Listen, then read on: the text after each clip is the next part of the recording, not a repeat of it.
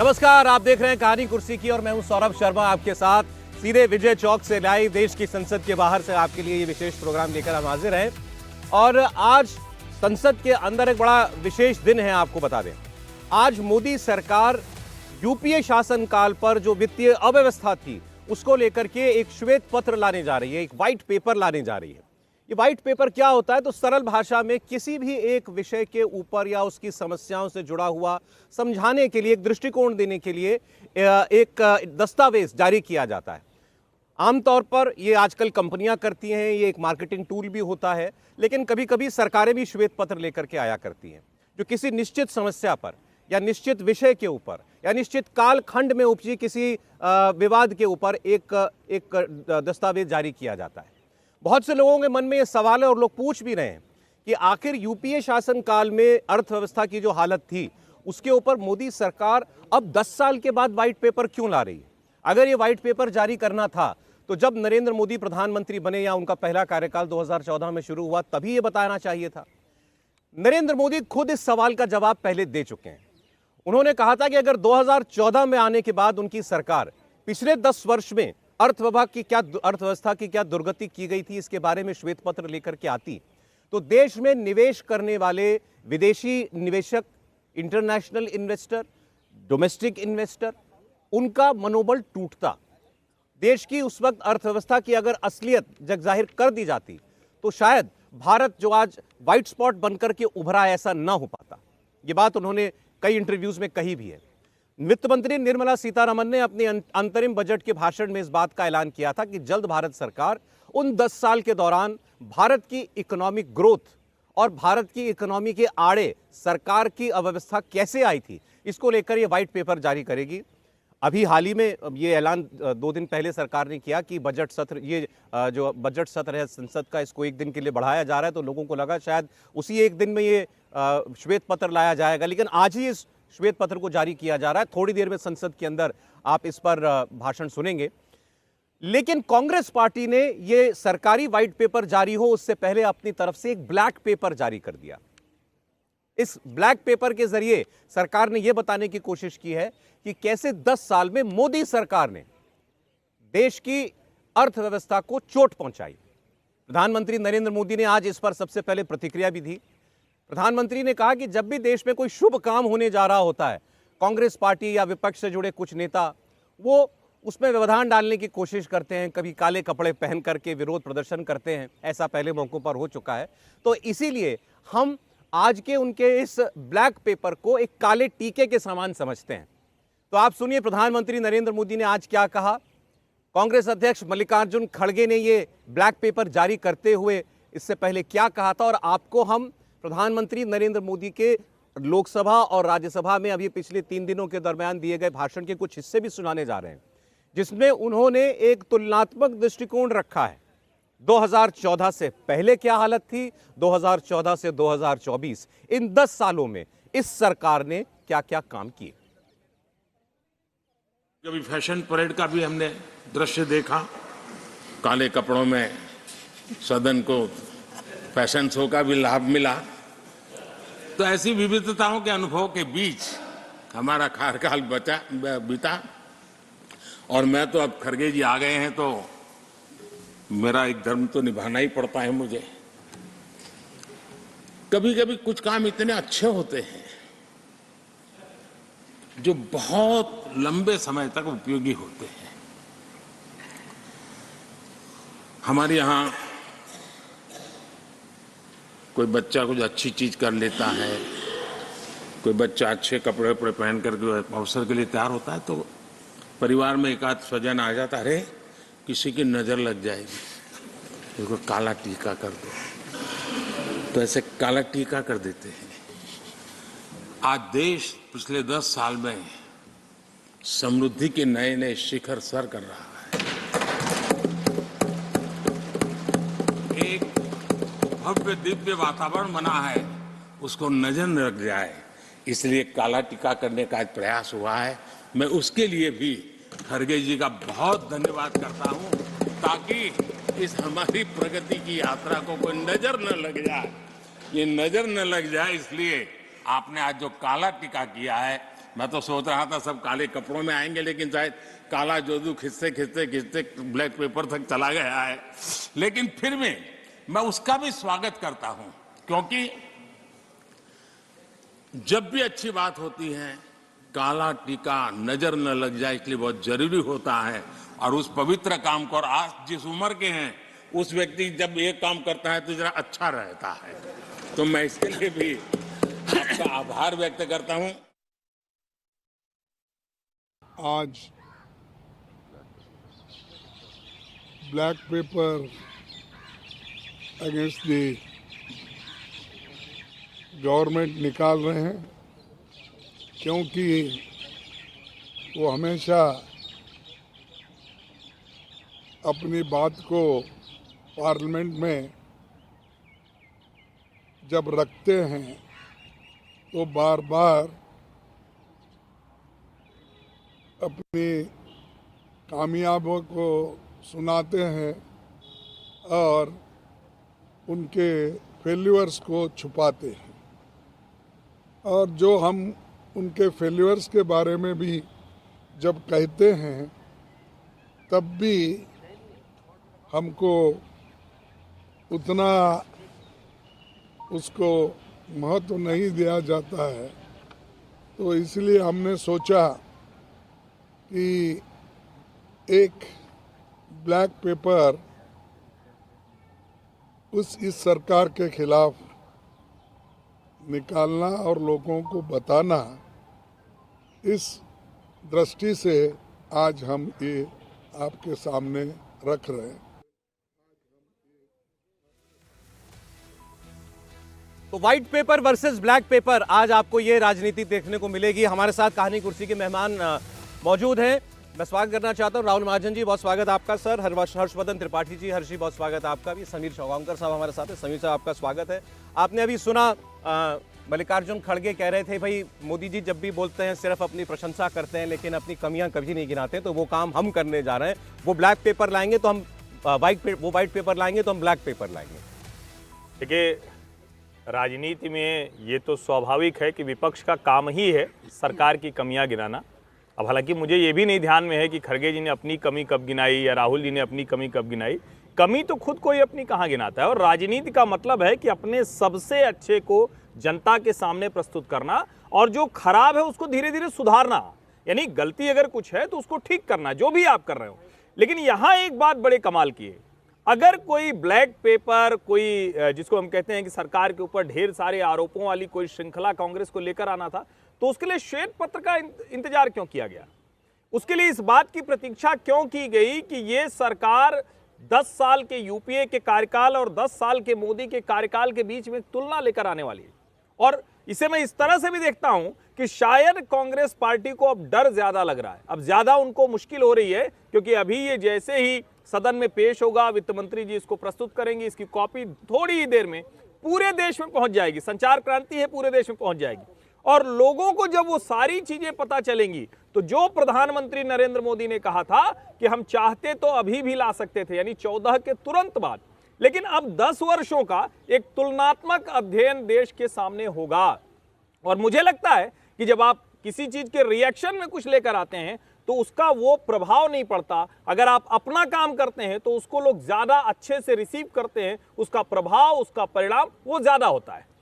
अब देखिए, ये तो जब वित्त मंत्री निर्मला सीतारमण अब से थोड़ी देर के बाद ये श्वेत पत्र जारी करेंगी तो उसमें वो बताएंगी कि आखिर 2004 से 14 के बीच में क्या हालात थे। ये भी वो बताएंगे कि उस वक्त उन हालात को ठीक करने के लिए क्या किया जा सकता था और उसका आने वाले सालों में देश की अर्थव्यवस्था के ऊपर क्या दुष्परिणाम पड़ा, जिसको मोदी सरकार दावा करती है कि अपने 10 साल के कार्यकाल में उसने जो है वो ठीक किया है। तो चलिए, हमारे सामने जब 2 महीने के बाद चुनाव शुरू होने जा रहा है तो अच्छी बात है कि देश की अर्थव्यवस्था पर, देश की इकोनॉमी के ऊपर, उसके चैलेंजेस के ऊपर इसी बहाने से आरोपों के जरिए ही सही लेकिन एक विमर्श और एक डिबेट तो शुरू होने जा रहा है। राहुल जी, देखिए, अगर ये बात हो रही है कि वो जो है वो एक ब्लैक पेपर लेके आएंगे तो भी मुझे नहीं लगता कि सरकार पे कोई खास जो है आरोप या सरकार की कोई खास कमियां जो है गिना पाएंगे। एक सिर्फ देखिए, अगर बात करें हम इन्फ्लेशन की तो बेहतरीन काम जो है एनडीए गवर्नमेंट ने किया। अगर आप कंपेयर भी करेंगे 10 साल जो है यूपीए सरकार के और 10 साल जो है एनडीए सरकार की, आपको एनडीए सरकार वे बेटर दिखाई देगी इस पूरे जो बहुत बेहतर काम हुआ कांग्रेस के वो लोगों को बता के देखिए इन्फ्लेशन को कंट्रोल करने का जो काम हुआ वो आप सोच नहीं सकते हैं कैसा काम हुआ है। दूसरा, जिस एक मुद्दे पर कैपेक्स की मैं बहुत सारी बातें कर सकता हूँ कि कैपिटल एक्सपेंडिचर में कितना ज़्यादा बढ़ोतरी हुई, एफडीआई में कितनी बढ़ोतरी हुई, मैं सारी चीज़ों पे बात कर सकता हूँ। लेकिन एक चीज़ जो है, ऐसा नहीं कि सब जगह जो है वो बेहतरीन काम हो पाया, एक चीज़ जिसमें काम करना अभी भी बाकी है एनडीए सरकार के लिए, वो है अनएम्प्लॉयमेंट। अगर आप कंपेयर करने जाएंगे तो सिर्फ एक ही ऐसा इंडिकेटर दिखता है जहां पर एनडीए सरकार उतना अच्छा काम नहीं कर पाई है जितना कि उसे करना चाहिए। लेकिन हालांकि सरकार तो ये दावे करती है कि करोड़ों करोड़ों रोजगार जो है वो उनका सृजन हुआ है। हालांकि कोई स्पेसिफिक बेंचमार्क के जरिए कोई डेटा शायद नहीं दिया जा पाता सरकार नहीं की डेटा तरफ से। है, ऐसा है, सरकार अगर दे या ना दे, लेकिन बाकी जो एजेंसीज हैं, चाहे वो CMIE की एजेंसी है, सैंपल सर्वे की जो है, क्या बताता है हमको? वो दिखाता है कि जो एनडीए सरकार है उसमें जो इन्फ्लेशन का रेट रहा है वो 6.8 रहा है, और जो यूपीए सरकार है उसमें इन्फ्लेशन का रेट 5 पॉइंट समथिंग। मैं बेरोजगारी की बात कर रहा हूँ। मैं बेरोजगारी की ही बात कर रहा हूँ। अनएम्प्लॉयमेंट रेट जो है 6.8 के आसपास रहा है, ठीक है। और जो यूपीए सरकार थी उसमें ये इन्फ्लेशन रेट 5 पॉइंट समथिंग के आसपास कम था उससे। तो कम था। तो मैं ये कहता हूँ कि ऐसा नहीं है, देखिए, पर उसके दो कारण रहे, बड़े कारण। पहला कारण रहा है कि जिस तरह से 2021 में जिस तरह से कोविड का पूरा पीरियड गया, उसमें बहुत ज़्यादा जो है लोग बेरोजगार हुए। और दूसरा एक जो कारण बताते हैं वो डीमोनेटाइजेशन की तरफ के वक्त जिस तरह से इकॉनमी चेंज हो रही थी, उस वक्त भी ऐसा कुछ हुआ। तो ये दो बड़े कारण थे जिसके कारण जो अनएम्प्लॉयमेंट का रेट कम होना चाहिए था वो उतना हो नहीं पाया। देखिए, खड़गे साहब ने ही जो है कुछ डेटा कांग्रेस पार्टी की तरफ से रखा है इकोनॉमी के ऊपर। आज की बहस थोड़ी सी आपको हो सकता है कई दर्शकों को थोड़ी सी हैवी लगे, हम इकोनॉमी की चर्चा से शुरुआत कर रहे हैं क्योंकि, लेकिन ठीक है, ये बातें पता होनी चाहिए सबको। खड़गे साहब ये कह रहे हैं कि मोदी जी आपको ये कभी नहीं बताएंगे कि जैसा अभी राहुल जी ने एक आंकड़ा बेरोजगारी का रखा कि अनएम्प्लॉयमेंट रेट वो यूपीए सरकार के दौरान जो है वो सिर्फ 2.2% था। मैं हर्षद जी फिर आपके पास ही आ रहा हूं। ये 5.5 वो आंकड़े कहते हैं, 5.5 वो 2.2 दावा कर रहे हैं और कह रहे हैं कि इस टेन्योर में, यानी इन 45 वर्षों के अंदर, ये पिछले 10 साल में 45 सालों का 4.5 दशकों के उच्चतम स्तर पर जो है बेरोजगारी की दर है। Point number 1। पॉइंट नंबर 2, वो कहते हैं ये सरकार इतनी बड़ाई करती है अपनी कि अब हमने अर्थव्यवस्था को इतनी गति दे दी है। ये कभी नहीं बताते कि 10 साल यूपीए के जो एवरेज ग्रोथ रेट था जीडीपी का वो 8.13% था, 8% से ऊपर। एनडीए सरकार, मोदी सरकार 1, मोदी सरकार 2 का एवरेज है 5.6%। जीडीपी और बेरोजगारी की बात नहीं बताते। देखिए, सबसे पहले तो ये देश के लोगों को जानना चाहिए कि जब हम आंकड़ों की बात करते हैं तो कोई भी इकोनॉमिस्ट या कोई भी इकोनॉमी समझने वाला दोनों पक्ष के आंकड़े उतनी ही मजबूती से प्रस्तुत कर सकता है। जैसे मैं उदाहरण के लिए, जो खड़गे जी कह रहे हैं कि नरेंद्र मोदी के 10 साल के कार्यकाल में 45 वर्षों की सबसे ऊंची बेरोजगारी दर थी, ये सच है। लेकिन ये कौन सा सच है, अब इसको जरा सुन लीजिए तो आपको समझ में आएगा कि खड़गे जी कहां झूठ बोल रहे हैं या आधा सच बोलकर उस बड़े झूठ को सच बनाने की कोशिश कर रहे हैं। कोविड के दौरान जब दुनिया भर की अर्थव्यवस्था में मंदी थी, जब भारत करीब करीब 6 महीने के लिए पूरी तरह से शट डाउन हो गया था, 3 महीने के लिए भारत में कहीं भी एक दूसरे जगह से आना जाना सिर्फ जरूरी सेवाएं थी, तब उस क्वार्टर की, जो उस तिमाही की ग्रोथ थी वो -27% थी। यानी अचानक पूरी की पूरी इकोनॉमी रोक दी जाए, उसके बाद भी अगर हम -27% पर रहे, और वही वो दौर था जब सबसे ज्यादा 45 वर्षों की सबसे ऊंची महंगाई दर थी। केवल उस एक साल, सिर्फ उसी एक साल, उसके अलावा कोई और साल नहीं रहा। अब इसका दूसरा पहलू, जब हम कहते हैं कि अभी क्या है, सरकार के आंकड़े होते हैं, जो भी चाहे, और मैं कहता हूं कि आप मेरे बोलते बोलते आप भी गूगल पर सर्च कीजिए, क्योंकि जब हम कहानी कुर्सी की में बात कर रहे हैं तो कोई भी फैक्ट से हटकर बात नहीं करेंगे। पीरियोडिक लेबर फोर्स सर्वे, ये बाकायदा क्वार्टरली सर्वे होता है जिसमें बाकायदा सर्वेक्षण किया जाता है, रूरल और अर्बन अनएम्प्लॉयमेंट की बात होती है। जो लेटेस्ट उनका क्वार्टरली डेटा है वो बता रहा है अनएम्प्लॉयमेंट रेट 3.2% है। अच्छा। अगर हम रूरल और अर्बन की बात करते हैं, दोनों में अनएम्प्लॉयमेंट रेट पहले से घटा है। अभी जो नवंबर दिसंबर का मनरेगा का डेटा है वो भी कह रहा है कि जो उसकी जो डिमांड थी, यानी किसी रोजगार के लिए आप जाते हैं, अगर मनरेगा में लोग जॉब के लिए जा रहे हैं, नौकरी के लिए जा रहे हैं, एक जो बहुत न्यूनतम मिलता है उसके लिए जा रहे हैं, इसका मतलब ये है कि उनको अच्छा रोजगार नहीं मिल रहा है। और अगर वो डिप कर रहा है, इसका मतलब अर्थव्यवस्था की स्थिति बेहतर हो रही है। अब जब ये दोनों बात हम करते हैं तो अब उस बात का भी जवाब देना जरूरी है जो कहा जाता है कि जीडीपी ग्रोथ उधर 8% रही और अभी तो देखिए 7%, 7 कुछ है। जब मनमोहन सिंह अपना दूसरा कार्यकाल छोड़कर गए थे, उस तिमाही में भारत की अर्थव्यवस्था 5.5% की रफ्तार से बढ़ रही थी, नंबर 1। और मैं जो कह रहा हूं इसको लगे हाथ आप लोग चेक करिएगा। उसके बाद नरेंद्र मोदी की सरकार आती है, 2016 में डिमोनेटाइजेशन आ जाता है। निश्चित तौर पर जब इतना बड़ा ब्लॉकेड हो जाएगा, 80%, 85% पैसे रुक जाएंगे तो उसका फर्क पड़ेगा। उसके बाद जीएसटी जैसा एक ऐसा इंस्ट्रूमेंट आता है जिसको बार बार कहा जाता था कोई तो टैक्स का सिस्टम हो ना भाई, किसी भी तरह से तो अकाउंटेबिलिटी हो, ज्यादा बेहतर हो, और धीरे धीरे वो सिस्टम ठीक होता है। उसके बावजूद जीडीपी ग्रोथ का एवरेज अगर वहां 8% रहा तो यहां भी लगभग 7% के आसपास का है। तो आप कहेंगे तब तो यूपीए सरकार अच्छी, लेकिन जो खरगे जी ने फिर एक आधा सच नहीं बताया आपको, उस दौरान इन्फ्लेशन 10 से 13-14% के आसपास था। और इस 10 साल के कार्यकाल में, वो कोविड वाला छोड़ दीजिए 20-21, तो इस 10 साल के कार्यकाल में जो इन्फ्लेशन है वो 4 to 6% का जो टारगेटेड ग्रोथ रेट होता है आरबीआई का। अब इसको कहेंगे ये कैसे समझे, यानी आपके पास 100 रुपया आ रहा है, अगर उसमें से 10 रुपया महंगाई पर खर्च हो रहा है तो आपकी कमाई से ज्यादा बचेगा। अगर 25 रुपया खर्च हो जा रहा है तो कमाई में कम बचेगा। आप दोनों की ग्रोथ रेट और इन्फ्लेशन को रखकर देख लीजिए, और मैंने जितने आंकड़े बताए हैं आप खुद भी चेक करिए।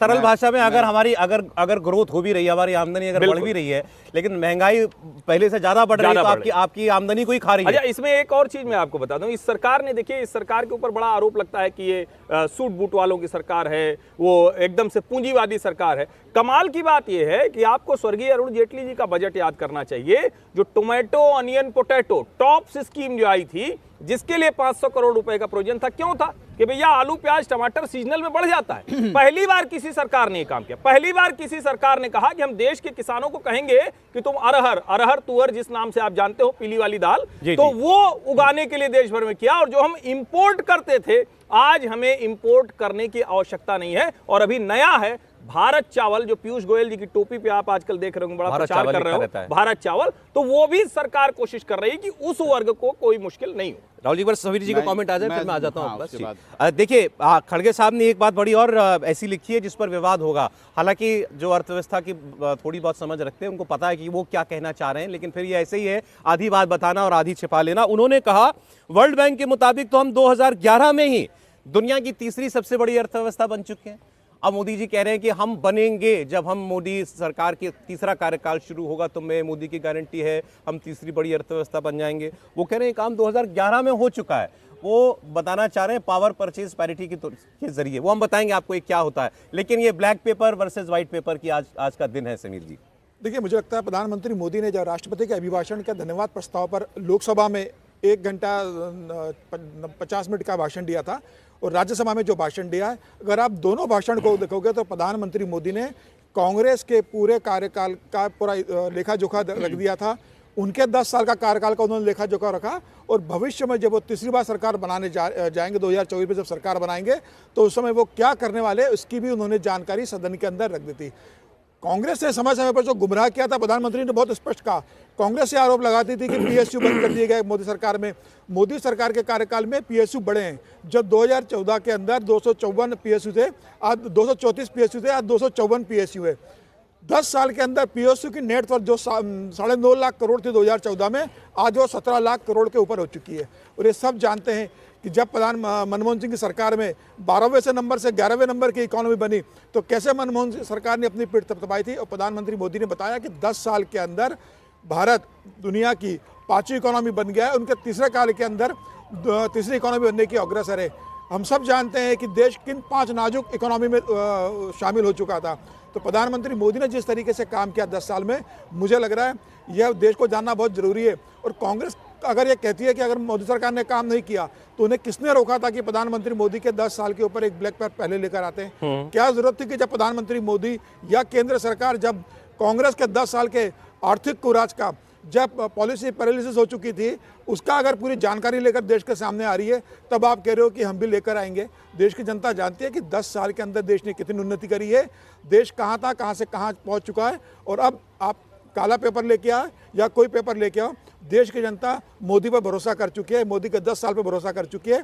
और इसी 10 साल के आधार पर प्रधानमंत्री मोदी को देश की जनता तीसरी बार बहुमत देने जा रही है। अच्छा, आज राहुल जी हैं तो थोड़ा सा, राहुल जी जब दिल्ली के टॉप रिपोर्टर्स में एक हुआ करते थे, वो तो ये यूपीए वाला काल था, आज भी है, लेकिन यूपीए दोनों का ही काल दोनों का, एनडीए यूपीए दोनों का था।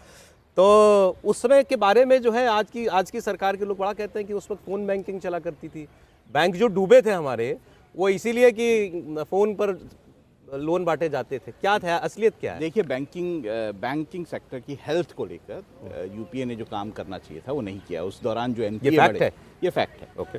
एनपीए जो बढ़े यूपीए के काल के दौरान, वो जो है संभालना बड़ा मुश्किल होता है जब आप किसी सरकार में आते हैं और आप इस तरह की जो प्रॉब्लम्स आपके सामने आती हैं कि बैंक के पास बड़े बड़े एनपीए है, अब उसका क्या करे बैंक, या तो उसको माफ कर दे, राइट ऑफ कर दे अपनी बुक से। आज तक आरोप लग रहा है 10 लाख करोड़ रुपए माफ कर दिए उद्योगपतियों के। तो ये देखिए, मैं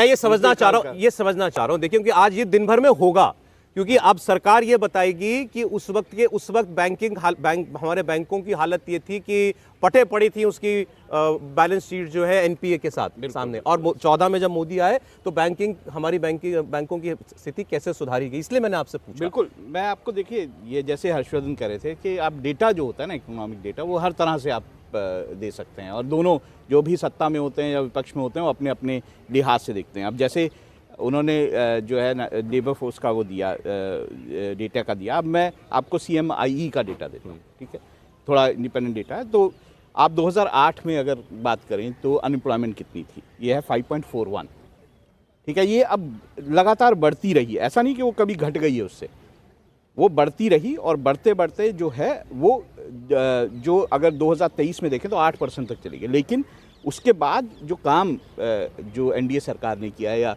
प्रधानमंत्री मोदी ने किया, उसके बाद घटी है। अगर हम जनवरी 2024 की बात करें तो ये 6.57 पे पहुंच गई है। तो काम, देखिए, इतने बड़े देश में इतनी बड़ी, आपने 2008 का बताया मुझे निकाल के। हाँ, उसके बाद 8% नहीं, 2008 का मैंने बताया 5.41%। ओके। और अगर हम आज आ जाते हैं जनवरी 2024 में तो ये 6.57% है। तो इसके बीच में देखिए लगातार बढ़ा है। ओके। तो ये ऐसा नहीं कि एनडीए सरकार में बढ़ता गया है, ये यूपीए सरकार में भी बढ़ा। ठीक है। तो मेरा ये कहना है कि डेटा को उस तरह से, अगर अब बात ग्रोथ रेट की बात हो रही थी, ग्रोथ रेट में 2 पीरियड हैं। एक पीरियड है 2009 का, जिस दौरान पूरे विश्व में मंदी थी। उस दौरान जो मंदी के कारण जो है ग्रोथ रेट जो है वो कितना गिरा था, यूपीए सरकार में भी गिरा जी। उसके बाद पीरियड आता है जो एनडीए सरकार का, जो 2020-21 का पीरियड है, जिसमें कोविड था, उसमें जिस तरह से गिरा। तो अगर हम एवरेज, ये 2 पीरियड निकाल दीजिए, आप पूरी इकोनॉमी से निकाल दीजिए, तो एवरेज ग्रोथ रेट 7.2% ही रहता है दोनों सरकार। नहीं, खड़गे जी तो एवरेज जो दावा कर रहे हैं कि मैंने एवरेज बताया, खड़गे जी जो कह रहे हैं कि हम एवरेज बता रहा हूं, हम 8% थे, मोदी सरकार 5.5% के आसपास। नहीं, मुझे लगता है राहुल जी ने वो बहुत अच्छे से समझा दिया। लेकिन एक बात मैं कहूँ, ये जो आपने अभी शब्द इस्तेमाल किया ना, वो फोन बैंकिंग वाला, phone banking, Raghuram Rajan reserve bank के गवर्नर थे, और सिर्फ रिजर्व बैंक के गवर्नर नहीं थे। जब मोन्टेग सिंह अहलुवालिया प्लानिंग कमीशन देखते थे तो उस वक्त एक रिसर्च पेपर आया था, 100 small steps to revive economy, Indian economy, और उस पेपर को लिखने वाले कौन लोग थे? यही रघुराम राजन थे। उस वक्त भी यही कौशिक बसु हुआ करते थे। आज जो लोग इस इकोनॉमी पे ज्ञान दे रहे हैं, उन सारे लोगों ने उस वक्त ना तो जब हमारे बगल में जो जिसको हम नॉर्थ ब्लॉक कहते हैं वहां बैठे हुए, न तो फाइनेंस मिनिस्ट्री दुरुस्त की, न बैंकों की स्थिति दुरुस्त की। और रघुराम राजन ने बाद में कहा कि बैंकों की स्थिति बहुत खराब है। तो जब आप आरबीआई गवर्नर थे, जब यूपीए का शासनकाल था, तो आपने वो बातें क्यों नहीं कही? और मैं आज उम्मीद करूंगा, अभी मैं ये बोल रहा हूं, मुझको लगता है ये आएगा, वित्त मंत्री जी को आज रघुराम राजन जी के गवर्नर रहते जो जो बैंकों में गड़बड़ी हुई उसका जिक्र जरूर करना चाहिए। सर मजबूरी है, ब्रेक मैं एक छोटी सी बात बोलूंगा। देखिए, ये इसका बात का कौन जवाब देगा कि जब प्रधानमंत्री नरेंद्र मोदी जो है सत्ता में आए तो उस वक्त इन्फ्लेशन रेट जो है 7.72% से 9.21% था। आज ये जो है 4.8% है। नहीं वो खड़गे ये साहब खड़गे साहब ने को इस बात का खड़गे जवाब साहब देना ने पड़ेगा। जीडीपी ग्रोथ रेट लिखी है, बेरोजगारी दर रखी है, उन्होंने महंगाई के बारे में डेटा ही नहीं दिया। अपनी अपनी बताओ, दूसरे की अपनी छुपाओ, दूसरे की बताओ, वही काम उन्होंने किया है। एक ब्रेक हम यहाँ पर ले रहे हैं और कुछ आज राजनीति की दुनिया की जो बड़ी खबरें उस पर भी हम लोग बात करेंगे। देखिए अब ये साफ लग रहा है कि एक तरफ जहां विपक्ष का कुनबा बढ़ता हुआ दिखा पिछले 5-6 महीनों के अंदर, और वो अब ध्वस्त होता दिखाई दे रहा है, और एनडीए जो टूट गया था वो लग रहा है कि फिर से रिवाइव कर रहा है। जयंत चौधरी इधर आने जा रहे हैं, इसमें अब कोई शक जो है वो रह नहीं गया है। दूसरी ओर टीडीपी भी आने जा रही है, अकाली दल को लेकर के भी खबरें चल रही हैं कि बातचीत लगभग तय हो गई है, वो भी एक बार फिर एनडीए का हिस्सा बनेगी। इसके बारे में बात करेंगे एक छोटे से ब्रेक के बाद।